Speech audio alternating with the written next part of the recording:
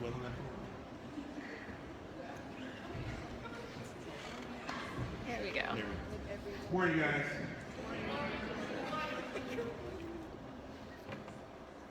This morning we have a special speaker to talk to us about something that we discuss in health class quite a bit. It affects some of us as students.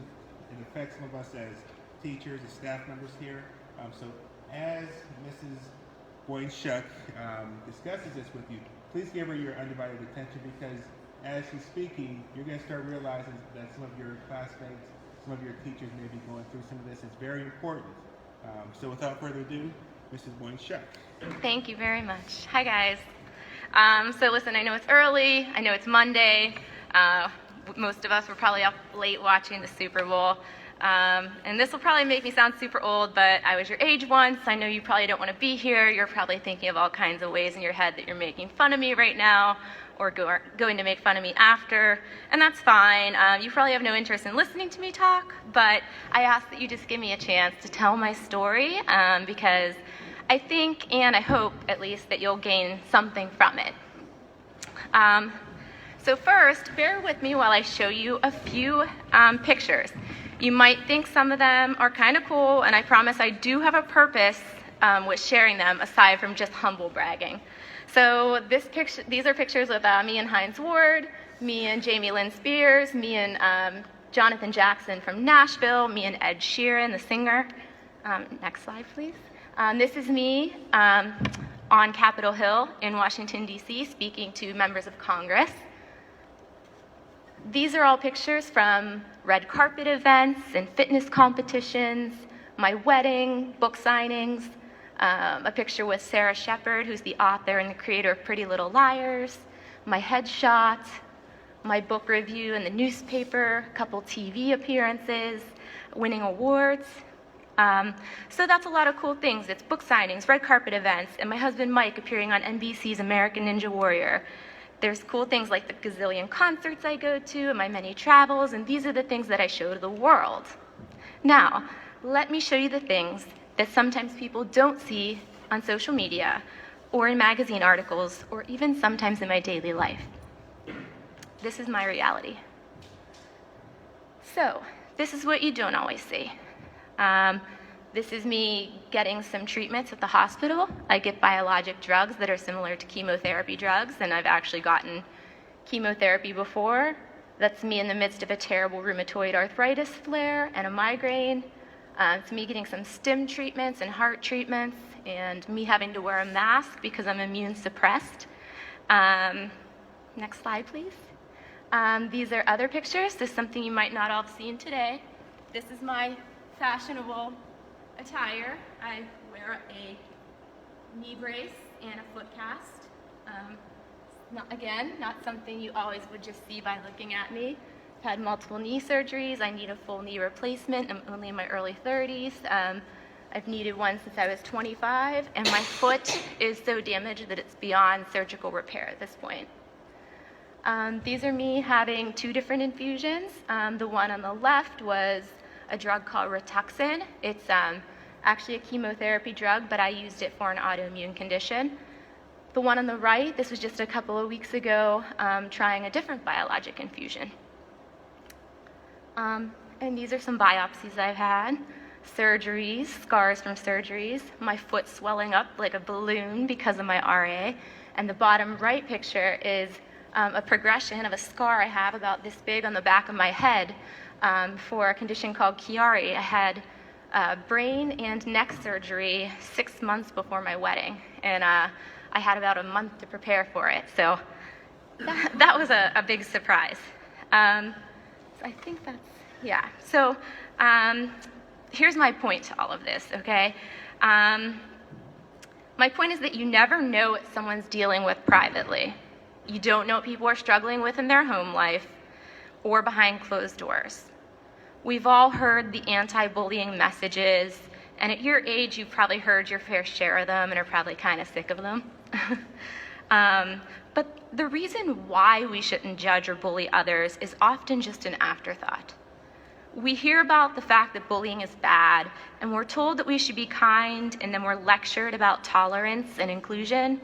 but we aren't always having it explained to us in a way that puts it in the context of an actual person and an actual human being on the other side of it. I really like at the end of the Ellen show, Ellen DeGeneres always says, be kind to one another. I mean, I have to agree with her. It's honestly just that easy. Just be kind. One of my favorite quotes is, be kind because everyone you meet is fighting a battle that you know nothing about. And that's so true. This is my point here. Here are some pictures of me when I was around your age, give or take, maybe a little older. So it's me when I was younger playing softball and me doing cheerleading, going to school dances, my senior picture. You know, when I was in middle school and high school, I had a fun group of friends, and I was always doing something fun and social. I was super, obnoxiously involved in extracurricular activities. I played sports. I dabbled in basketball in middle school, and then I was a cheerleader in 9th and 10th grade and a softball player from t-ball all the way up through age 16. I even rallied my really small high school to start a fashion club and a dance team, neither of which really took off, but I was always super active, or at least I pretended to be. See, I was diagnosed with juvenile idiopathic arthritis, which is an autoimmune disease that's systemic. It affects your whole body. It can affect your joints, your skin, your heart, your lungs, other organs. And most people didn't know that from about 5th grade, I was dealing with this, and I still do to this day. I had always put up a front in order to fit in, which so many of us do, even as adults. I was hiding excruciating and sometimes intolerable pain caused by this autoimmune inflammatory disease.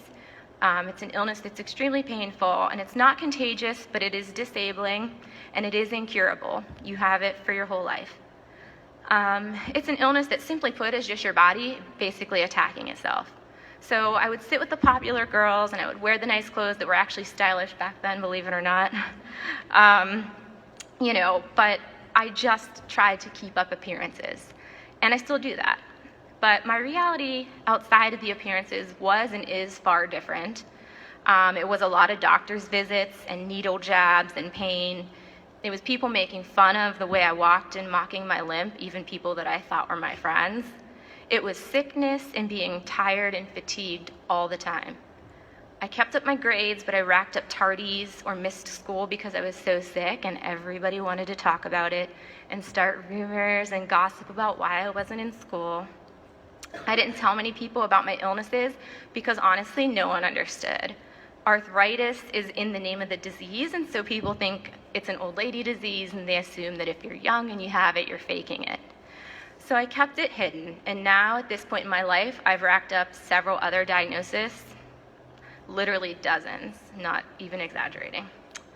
So I find myself sometimes still putting up a front, and even though I'm an adult, sometimes still being trolled or mocked or bullied.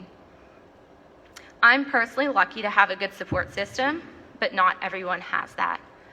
I'm lucky that I found my gift for writing and turned my pain and my sickness into a career as an author and a patient advocate. I used writing and social media as ways to cope with very difficult and sometimes dangerous health problems. But again, not everyone is so lucky, and this is what I ask you guys to remember.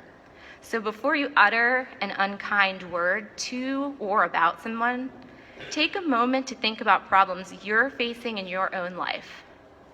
And think about if you'd want others mocking you or making fun of you for them. Maybe you're lucky to not have problems now, but no matter who you are, I promise that you will at some point, someday, have problems, whether they're big problems or small ones. And what you'll want most in that time, when you do face a problem or a struggle, is just simply kindness and compassion. Not mocking or locker room talk, not mean girl stuff or bullying, not gossip or inside jokes, not online harassment. You'll just want people to be nice. So my advice would be to just treat people as though they are dealing with something you don't know about and can't see, even if they're not. Just extend that kindness regardless, because maybe they're struggling silently. For example, you don't know why someone's missing school, or you don't know why they are bullying others. Maybe they're bullying other people because they're angry or hurt or frustrated or insecure, and they're taking it out on other people. Maybe like me, their silent struggle is an illness. It could be a physical illness like mine are. It could be a mental or emotional illness. Maybe a person's parents are fighting all the time or on the verge of divorce. Maybe one of your fellow students doesn't know where his or her next meal will come from. There might be families in your community on food stamps or who get their meals from the food bank. Maybe someone's being abused at home. Maybe someone is struggling to find their identity, or is depressed, or is contemplating self-harm. And maybe someone simply just feels lonely or rejected or outcast, even if it seems like they have everything together. So be nice. Remember that not all illnesses and not all disabilities are visible, just like not all problems in life are visible. People have family problems and money problems and emotional problems that you might not know about or see on Instagram or Snapchat. And this brings me to my next point. We can all fall into the pattern of comparing ourselves to one another on social media. What you see people post on Facebook and Instagram and Twitter is not always their truth. Some people only post the best moments of their life and the best versions of themselves. So don't compete and compare your worst moments with the moments someone presents at school or online. Those are usually people's very best moments, filtered and edited. I need to take my own advice here because trust me, I do it too. I think we all compare and sometimes get caught in that comparison trap. And to be honest, it doesn't do anybody any good. And if you're struggling, reach out to someone. Sometimes you don't realize how good a friend someone actually is until you need them. Sometimes you don't realize how much you need a family member until they're gone. And sometimes you don't realize the value of kindness until you're well out of middle school and high school. But the earlier you learn it, the better, because being kind and authentic and being yourself will get you far in the world. It never goes out of style, and it's always a winning characteristic to have. People like people who are real and authentic and happy and kind, so be positive and spread those good vibes. There's so many ways to do it. I've got to say, I can't say enough about the arts. This is one way to spread some good vibes and positivity. If you're going through any kind of difficult time, whether it's an illness or an injury, or a problem with a friend or a relative, or any kind of issues with self-doubt or self-image, then get creative. Maybe your creative outlet is sports, but maybe it's not. I turned to creativity. When I was younger, it was fashion design and writing. Now it's mostly just writing, but sometimes I paint, or I dabble with my ukulele, or I find new hobbies like astronomy, and I'm obsessed with animal welfare and my 5 pets, which I have a picture of them. They even have their own hashtag because they're awesome. I have 3 dogs and 2 cats, and they are in all different shapes and sizes. But they honestly are a godsend on my difficult days. So yeah, animal welfare, aside from health advocacy and patient advocacy, is another cause that I devote my life to. I love people. I love helping people, and I love volunteering, being charitable and giving back. Doesn't even mean that you need money, but you can just donate your time to helping uplifting other people. Because if you take the time to focus on loving others, it sometimes takes the focus off of your own problems and puts things into perspective. Writing my books has been a great creative outlet for me and a great way for me to cope with my health problems, which aren't always easy to deal with. If I'm being honest with you, the infusions that I showed you a couple weeks ago, I almost passed out during them. I had a dangerous reaction, and it was very scary. I have had to deal with all kinds of tests, and some of them are humbling and humiliating and scary. I have scars all over my body, but you know what? It is what it is. What you see on the outside of people doesn't always match necessarily what's going on inside. And I personally always keep smiling, but it doesn't mean that I'm not sick or sad or suffering or hurting. I'm strong, maybe not athlete strong, but strong. And there are still many nights nonetheless that I cry myself to sleep because of the physical or emotional pain that comes along with a lifelong incurable illness. So my message is this: remember that people can smile through pain. Just because someone's smiling or presenting their best face to the world doesn't mean that they aren't struggling. So take the time to get to know your peers and just be nice. One of my biggest regrets is that there were people in high school and middle school that I never really got the chance to know, and now as an adult I wish I had, because I see that we probably had more in common than not. it's great to get outside of your bubble and get to know people who you don't usually talk to or don't usually hang out with, who might have a different life perspective than you. Even as an adult, that's a great thing to do, and I try to do it all the time. So I know that was a lot of rambling, and now I know that people your age aren't really apt to always wanting to ask questions, but I will open the floor up to questions or comments. You can ask me about my health issues or my books or really whatever else you'd like. And if you want to find some of my work on social media, there it is. I'm on everything. I'm on everything. You can just search my name or hashtag Arthritis Ashley, hashtag Sick Idiot, which is the title of one of my books, which is a funny book about my health journey. And my books are on Amazon and Barnes & Noble and Walmart. And my husband is actually a 5th grade teacher who your principal knows. And even though that's ironically not how I ended up here today. And he has a really interesting journey as well. He did American Ninja Warrior, and so we share a lot of cool stuff on social media for him too. So I'll open it up to questions. I'm thankful that you guys listened to me talk today, and if anyone has anything they want to say, here's your chance. No? Any questions? Yes. So I have 3 books. One of them is fiction. So it's a fiction novel called To Exist, and it's a post-apocalyptic story with a female lead character. She's actually the last woman left on Earth, and so she's kind of being hunted by all the men. So that's a kind of dystopian, well, not even dystopian, it's a post-apocalyptic story. That was my first fiction novel. My other 2 are nonfiction. One is a humorous health memoir, which I mentioned, called Sick Idiot. I know the title sounds ridiculous, but in the intro it explains why I chose that title. And really all that one is a collection of the funny and ridiculous things that happen to you when you're sick. Like, for example, right now there's literally a jug of pee in my car that I have to take to the hospital after this to be studied. I mean, it's like embarrassing stuff like that happens all the time. And I've had some really funny stories that have come along with my health journey, and then some really amazing and unbelievable things happen too. And so Sick Idiot looks at that all from a funny perspective. And that's the kind of book that I've been told is humorous whether or not you deal with health problems. And my other book is also nonfiction. It's called Chronically Positive, and it's a collection of my most popular Arthritis Ashley blog posts, and it's all about the raw, real, kind of emotional side of life with illness, and it's like real kind of self-helpy, uplifting, but also really shows the reality of it. And that book is probably more suited to people that are going through some kind of struggle, because it is more on the inspiring side. But thank you for asking. It's been a great accomplishment to be able to use writing as a way to cope with my medical problems. Anything else? No questions about American Ninja Warrior? Yes? No, so he was on last season, and he was a rookie. It was his first time doing it, and he made it to the Philadelphia qualifiers, and he was on TV, but it was pretty brief.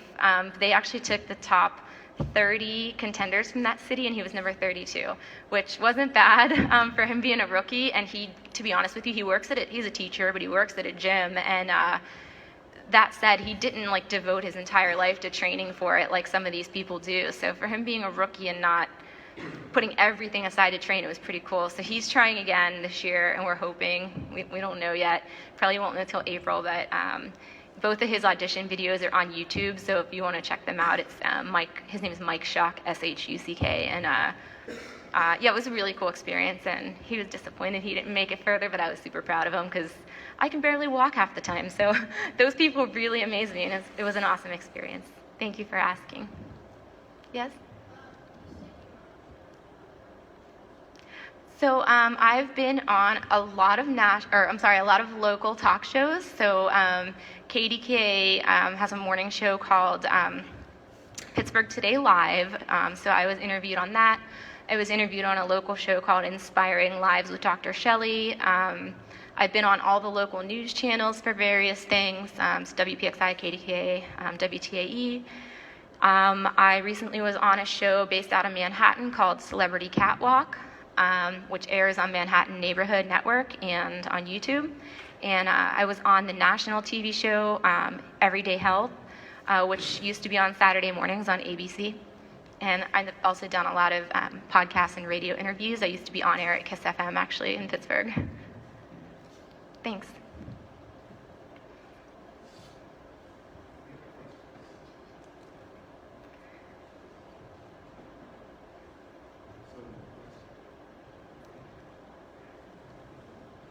Well, thank you.